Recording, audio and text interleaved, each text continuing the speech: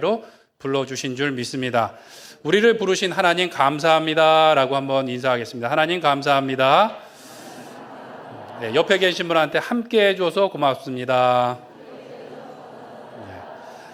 누군가와 관계를 오래 맺고 있다는 것은 누군가 한 사람은 참고 있다라는 얘기가 있습니다. 서로 참고 인내하고 용납하고 섬김으로 우리가 함께 주님의 몸된 교회를 이루고 있는 줄 믿습니다. 우리가 올해 감사 노트를 지금 쓰고 있는데요.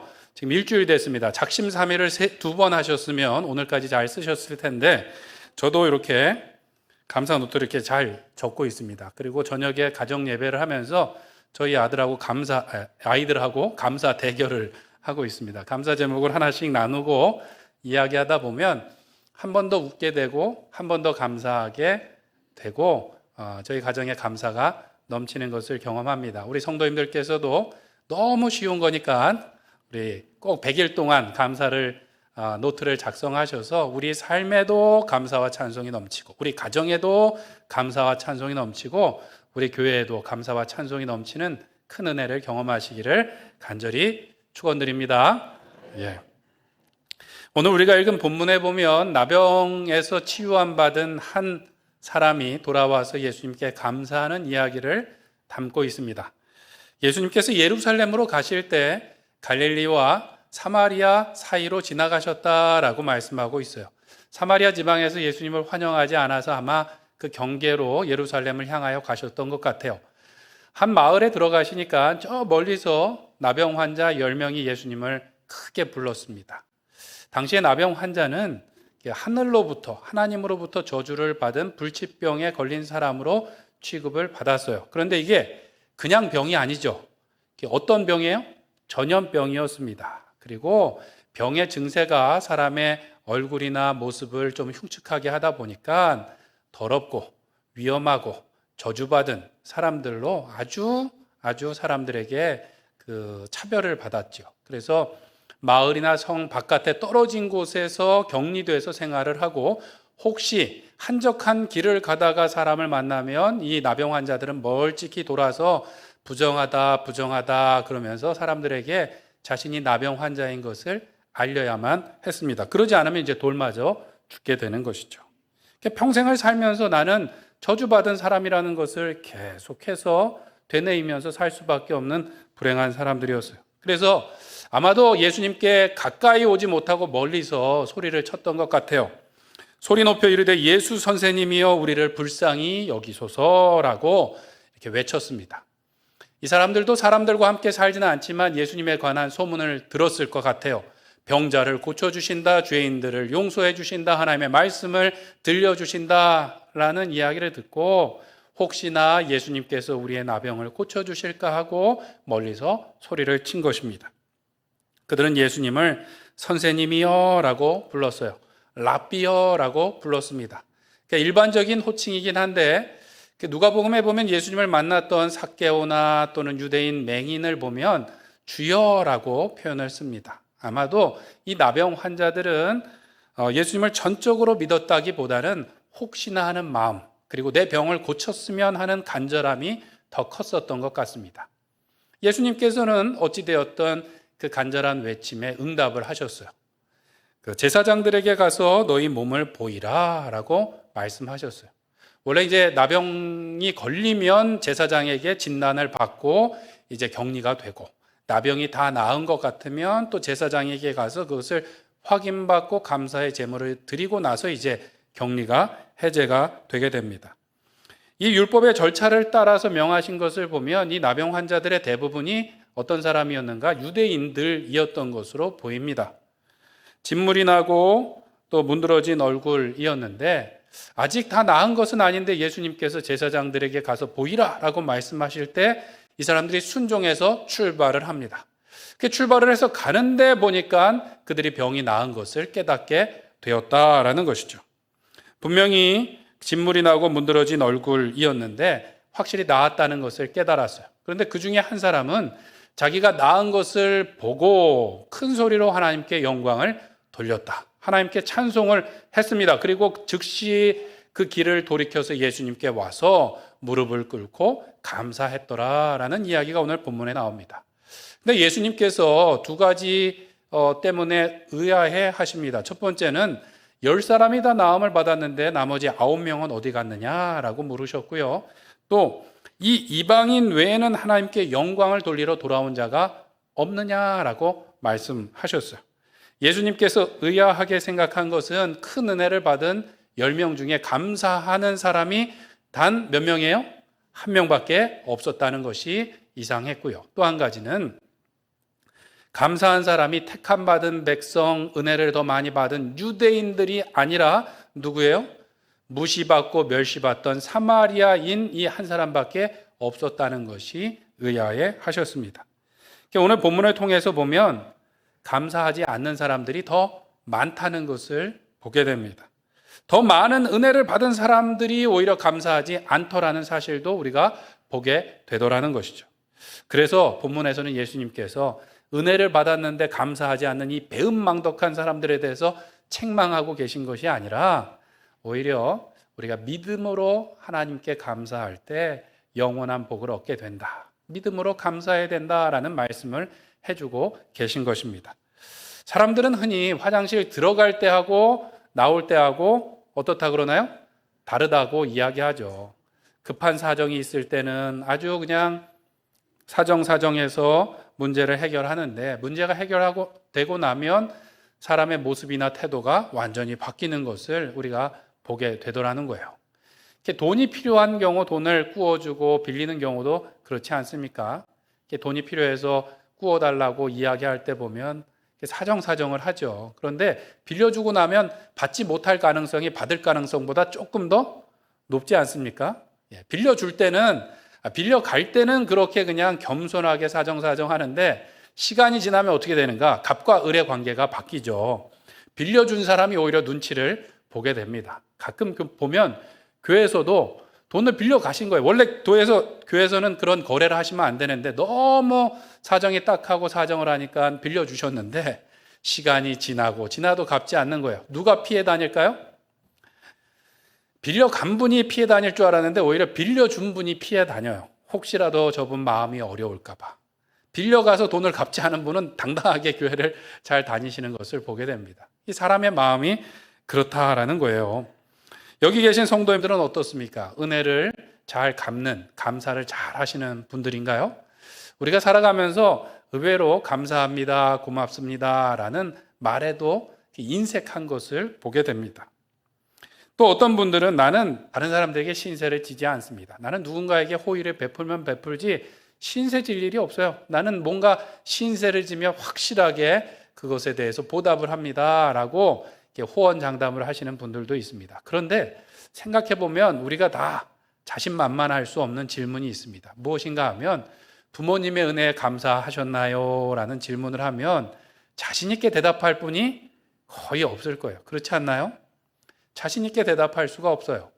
제가 사역을 하다 보니까 정말로 효자, 효녀, 효부 여러분들이 계신데 대부분은 우리가 그 은혜와 사랑에 사실 제대로 감사하거나 보답하지 못할 때가 많이 있습니다. 우리는 사람에게뿐만 아니라 하나님 앞에서도 그럴 때가 있어요. 다급할 때는 하나님 앞에 신속하게 기도하는데 그 기도가 응답되고 감사할 때는 보면 오히려 잊어버리거나 많이 늦어버리는 경우가 있습니다. 우리가 다급할 때는 울며 불며 하나님 앞에 그냥 콧물, 눈물 다 흘리면서 그렇게 간절히 기도하는데 기도 응답이 되고 나면 어떻게 감사하는가? 점잖게 감사하죠. 마치 내가 그런 그 응답을 받을 만한 믿음이 있었던 것처럼 마치 하나님께서 도와주시지 않아도 원래 되는 일인데 빨리 해결된 것처럼 점잖게 감사를 하는 경우가 있더라는 거예요. 사역자들에게 기도 부탁을 하시는 경우도 그렇습니다. 급할 때는 기도 부탁을 많이 하시는데 응답됐다고 말씀하시는 경우는 훨씬 더 적습니다. 기도의 제목이 조금 민감하고 어려운 거여서 다시 어떻게 됐는지 여쭤보기도 사실 어려운 경우들도 있어요. 그럼 기도하고 지금 괜찮을까 고민하다가 전화를 드리면 어떤 경우는 목사님 그거 지난번에 이래 해서 간단하게 잘 해결됐어요. 걱정하지 마세요 라고 이제 얘기를 하시는 거죠. 그러면 저에게 연락을 안 주셔서 사실 서운하거나 섭섭한 게 아니에요. 말씀을 듣다 보면 기도해서 응답받았다고 느끼시는 것 같지 않다라는 그 생각이 들 때 마음이 조금 좀 어려울 때가 있습니다. 오늘 본문도 그렇지만 참 이상한 것은요, 더 많은 은혜를 받았음에도 불구하고 감사하지 못할 때가 있다라는 거예요. 오히려 힘들고 어렵고 가난한 중에 우리는 더 많이 감사하게 되더라는 것이죠. 구족 화가로 많은 사람들에게 복음을 전했던 조니 에릭 타다라는 여성 작가도 오직 움직일 수 있는 것이 입밖에 없었는데도 세계를 다니면서 감사에 대해서, 하나님의 은혜에 대해서 복음을 전파했고요. 우리 성도님들이 잘 아시는 닉 부이치치라는 분 아시죠? 닉 부이치치. 양팔과 양다리가 없이 태어났지만 그분이 세계를 다니면서 사람들에게 감사에 대해서 또 하나님에 대해서 이렇게 전파하는 것을 보게 됩니다. 참 생각해 보면 참 아이러니한 상황이에요.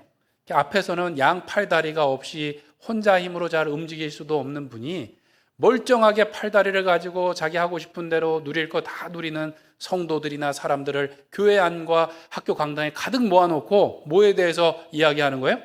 감사에 대해서 이야기하는 거예요. 하나님의 은혜에 대해서 이야기하더라는 것이죠. 어찌 보면 그 입장이 반대가 된 것 같은데 우리의 상황이, 우리의 모습이 그렇다는 것입니다. 이러한 상황이 발생하는 그 차이, 이유가 무엇인가? 믿음이라고 성경은 말씀하고 있어요. 마지막 우리가 읽은 말씀에 보면 내 믿음이 너를 구원하였다라고 예수님께서 말씀하시더라는 것이죠.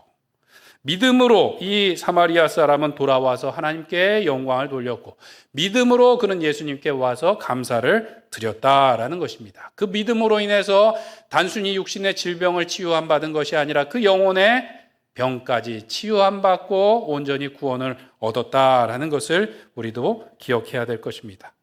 우리는 하나님의 큰 은혜와 복을 받았음에도 불구하고 감사하지 못할 때가 많이 있습니다. 감사하지 못할 뿐만 아니라 원망하고 불평할 때가 더 많이 있습니다. 왜냐? 우리는 죄인이기 때문에 그렇습니다. 때문에 우리가 하나님을 믿는 믿음을 가지고 오늘도 감사하며 하나님께 영광 돌리기로 작정하고 그것을 연습하며 나가기를 소원합니다. 올해 우리 그 주제처럼 믿음 위에 굳게 서서 감사함을 넘치게 함으로 흘려보낼 수 있는 주님의 귀한 자녀들이요 권속들 되시길 간절히 축원드립니다.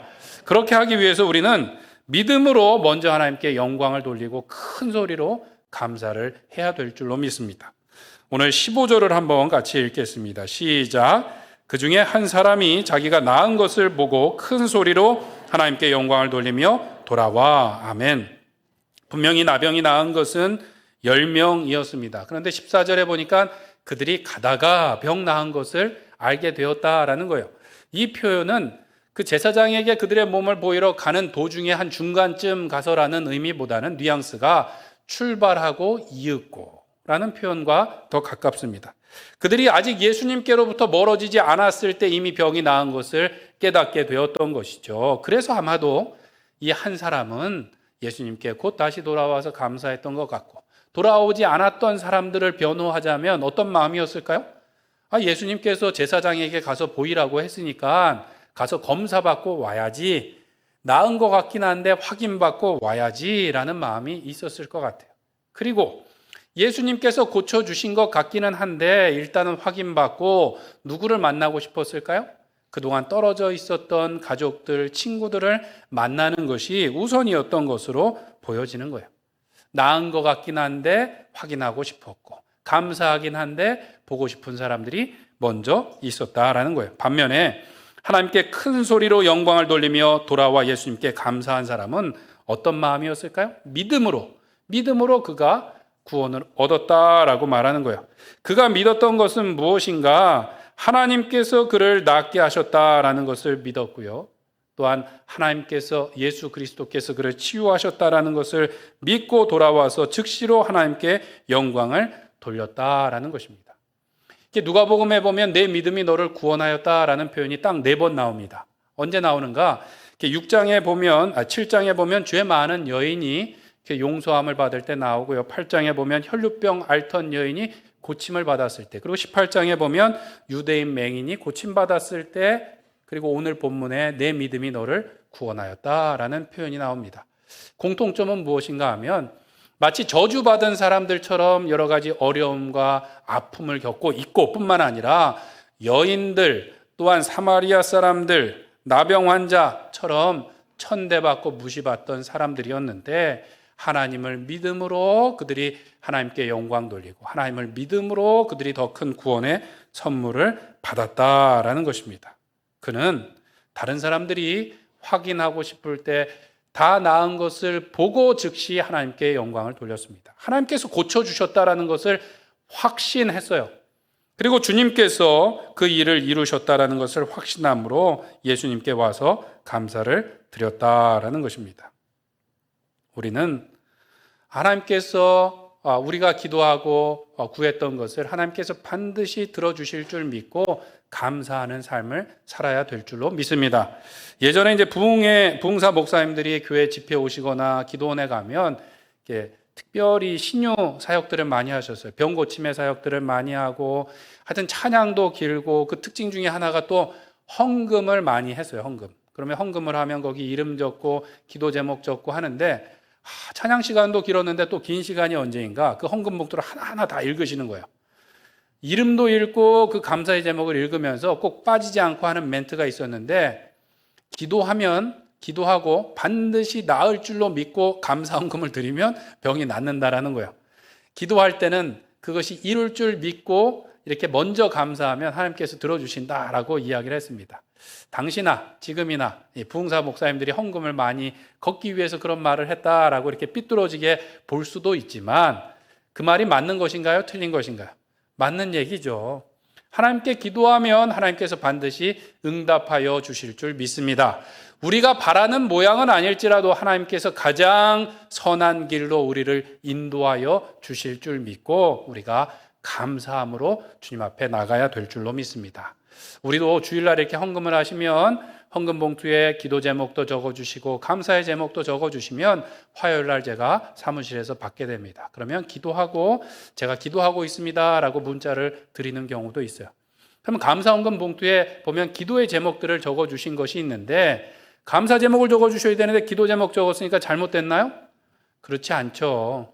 그것은 이미 그렇게 들어주실 줄, 응답해 주실 줄 믿고 감사의 제목으로 적어주신 줄 믿습니다. 그래서 그런 분들은 또다시 감사 헌금을 하실 때 또 감사를 하셔요. 하나님, 기도한 대로 응답해 주셔서 감사합니다.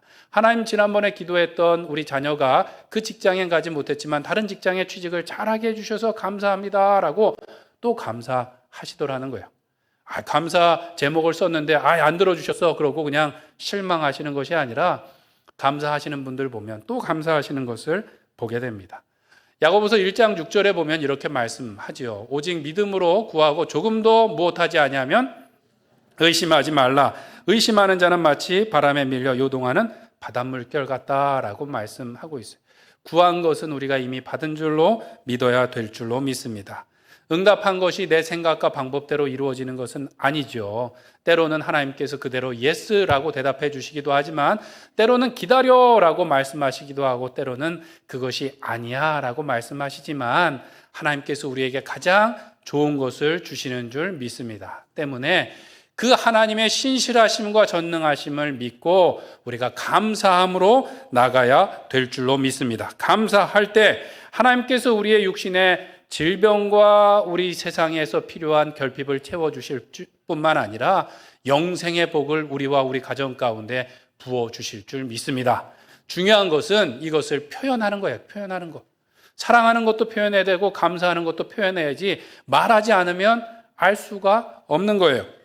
분명히 표현할 때 우리의 감사는 더욱더 크게 주님 앞에 올려질 줄로 믿습니다. 감사하지 않으면 그 뜨거운 마음이 금방 식어져 버리고 사그러져 버려서 없어지는 경우가 있기 때문에 오늘 이 나병 환자와 같이 즉시로 하나님께 영광 돌리며 큰 소리로 예수님께 감사하는 일을 해야 될 줄로 믿습니다. 당연한 것 같은데요. 아까 말씀드린 것처럼 화장실 들어갈 때하고 나올 때가 다르다고 사역하다 보면 참으로 희한한 경우들을 많이 봅니다. 전에 이제 사역하던 교회에서 봉사를 아주 열심히 하던 젊은 권사님께서 어느 날 건강검진을 받았는데 간에 서울대 대학병원에서 간에 혹이 있다는 거예요. 손가락 그 한 두 마디 정도 되는 혹이 있다는 거예요. 정밀 검사를 해서 조금 더 찍었는데 이거는 암일 가능성이 많다는 진단이 내려졌어요. 아니 조금 일찍 얘기하시죠. 그랬는데 목사님 이러니까 기도해 주세요. 그런데 다른 사람에게는 말하지 말아달래요. 그래서 그러면 안 되고 같이 기도해야 됩니다. 그런데 뭐 해도 안 돼서 구역장님들 성까지는 알리고 같이 기도했어요. 그 다음에 이제 검사는 뭐냐면 조직 검사하고 사실 수술 날짜를 잡는 검사였어요. 그런데 기도하고 그렇게 열심히 기도하고 병원에 갔는데 당일날 어떻게 됐는가? 그 혹이 없어졌다라는 거예요. 두 번이나 분명히 검사에서 있었고 암인 것이, 이런 경우는 암인 것이 거의 확실합니다. 그래서 수술 날짜를 잡으러 갔는데 없어졌다는 거예요. 근데 이 권사님이 하시는 말씀이 목사님 좋아하시긴 하는데 기도해 주셔서 고맙습니다. 그러는데 목사님 아마 오진이었던 것 같아요. 이렇게 말씀하시더라고요. 그래서 권사님, 저도 웃으면서 권사님 하나님께서 치료해 주셨어요. 하나님께서 치료해 주셨죠. 그러고서는 이제 아멘을 강요했던 일이 있습니다. 이상한 일 같지만 사실 사역하다 보면 그런 일들이 있어요. 신방 가거나 이야기를 듣다 보면 예전에 죽다 살아난 이야기를 막 하시는데 처음에는 뭐 간증인 줄 알았는데 나중에 보니까 제가 운동을 그나마 이렇게 열심히 해서 살아남았습니다로 결론이 되거나 그때 조치를 제가 하여튼 이걸 기가 막히게 해갖고 살아남았습니다로 이렇게 결론이 약간 이렇게 좀 틀어지는 경우가 있어요. 그 당시에 분명히 가족들이, 성도님들이 기도해 주셨는데 시간이 지나다 보니까 어떻게 해요? 점점 식어져 버린 거예요. 우리가 잊어버리는 경우가 있더라는 것이죠. 어떤 분들만 그런 게 아니라 우리가 전부 다 그래요. 그래서 자꾸 그것을 고백하고 사람들에게 알릴 필요가 있습니다. 전도하는 분들이 뜨거운 이유가 뭐예요? 날마다 그 복음을 전함으로 날마다 우리 안에 감사와 은혜가 넘치게 된다라는 것이죠. 감사한다는 것은 겸손히 하나님을 인정하는 것입니다. 내 힘으로 이것이 된 것이 아니라 하나님의 도움으로 된 것을 겸손하게 인정하는 거예요. 하나님께서는 교만한 자를 낮추시고 겸손한 자를 어떻게 해주시나요? 높여주신다고 말씀하셨습니다. 우리가 하나님 앞에 감사하며 나갈 때 하나님께서 우리를 높여주시고 더 놀라운 은혜를 우리에게 부어주실 줄 믿습니다. 전에 읽었던 책 중에 건대 부총장을 지내시고 농촌 청소년 미래 재단이라는 곳이 있는데 그곳의 대표인 유태영 박사님이라는 분의 이야기를 읽은 적이 있습니다. 이분은 1936년도에 전북 임실 산골짜기에서 머슴 가정의 그 아들로 막내로 태어났다라는 거예요. 1936년생이시니까 당시에 다 어려웠지만 이 집안은 더욱더 어려웠다라는 거예요. 그냥 남의 집 허드렛 일 해주면서 간신히 밥을 얻어 먹는데 먹을 게 없으니까 산에 가서 소나무 껍질 벗겨 먹고 칡뿌리 캐서 먹고 하는 일들이 있었다라는 것이죠. 학교를 갈 엄두도 내지 못했다라는 거예요. 학교 갈 나이가 지났는데 웬일인지 아버지가 학교를 보내주시더라는 거예요. 일가 친척들 가운데 초등학교를 들어간 사람이 이 유태영 박사님이 최초였다고 합니다. 어렵게 학교를 다니면서 공부를 해서 상도 받기도 했는데 집안 형편상 거기까지였던 거예요. 더 공부를 할 수가 없었어요. 근데 너무 공부가 하고 싶으니까 토끼를 하나 잡아다가 길러서 새끼가 나면 시장에 가서 팔아갖고 중학교 교과서를 사다가 혼자 공부하기 시작했다라는 거예요. 그거를 이제 보고선 교회 장로님이 우리 아이들 공부하는 거 조금만 도와줘라. 그리고 중학교를 보내주셨대요. 중학교를 어렵게 졸업하고 나서는 이제 거기까지였습니다. 그래서 집을 나오셨대요. 무작정 서울로 올라오셔갖고 서울역 앞에서 구두 닦기를 하면서 잠잘 곳이 없으니까 길에서 생활을 했다라는 거예요. 사실 구두 닦기를 한다고 뭐 돈을 벌 수 있는 게 아니니까 사실 끼니를 거르고 쓰레기통을 뒤져갖고 이렇게 밥을 먹는 것이 일수였다라는 거예요. 그렇게 힘들게 생활하는데 이렇게 교복을 입고 지나가는 그 또래들을 보면 너무 부러웠다라는 거예요. 그래서 하나님께 기도하면서 하나님 저도 공부하게 해주세요라고 기도하다가 노량진에 있는 그 야간 공업 고등학교에 찾아가서 저 너무 공부하고 싶은데 지금 형편이 어렵습니다. 입학만 시켜주시면 제가 어떻게든 그 월사금을 내겠습니다라고 했는데 입학이 됐어요. 그래서 구두 닦기하고 신문 돌리고 고철을 주워서 팔아갖고 월사금은 냈는데 밥 먹을 돈이 없던 것이죠. 그래서 일하다가 빈혈로 영양실조로 쓰러지는 일이 여러 번 있었다고 합니다. 그러면서 이제 신문 돌리다가 쓰레기통에서 음식물 남은 거를 주워서 먹고 했던 일이 있었는데, 이분이 그렇게 힘든 가운데도 소망을 품고 공부할 수 있었던 이유가 감사일기 덕분이었다라고 그분의 책 가운데 쓰셨어요. 원래는 감사일기가 아니었대요. 너무 힘드니까 힘든 이야기를 쓰고 그 다음에 그날 느꼈던 것을 썼는데, 쓰다 보니까 전부 감사 제목들만 있더라는 것이죠. 영양실조 가운데 쓰러지면서도 그분이 버틸 수 있었던 것은 하나님께서 나를 사랑하신다라는 믿음 때문이었고요. 하나님께서 나를 쓰시려고, 나를 호미와 쟁기처럼 만드시려고 내가 주워다가 파는 이 고철같이 쓸모없는 나를 훈련하고 계시다라는 믿음 가운데 그 시간을 버텼다고 합니다. 감사하면서. 그러다가 이분이 그 덴마크에 대한 이야기를 어딘가에서 본 거예요. 덴마크 보니까 농업으로 성공해갖고 잘 사는 나라가 되었다라는 거예요. 이게 임실 산골짜기에서 머슴의 자녀로 태어나서 어떻게 하면 우리도 잘 살 수 있을까 생각하다가 이 덴마크처럼 됐으면 좋겠다라는 마음을 품었다는 거예요. 하나님, 저도 이곳에 가서 이것을 배우고 싶습니다 라고 기도하다가 백과사전에서 덴마크 왕이 누군가 찾아봤더니 프레드릭 9세라는 것을 알게 되었다고 합니다. 그래서 그 더듬더듬 엉터리 영어로 이 덴마크 왕에게 편지를 쓰기로 한 거예요.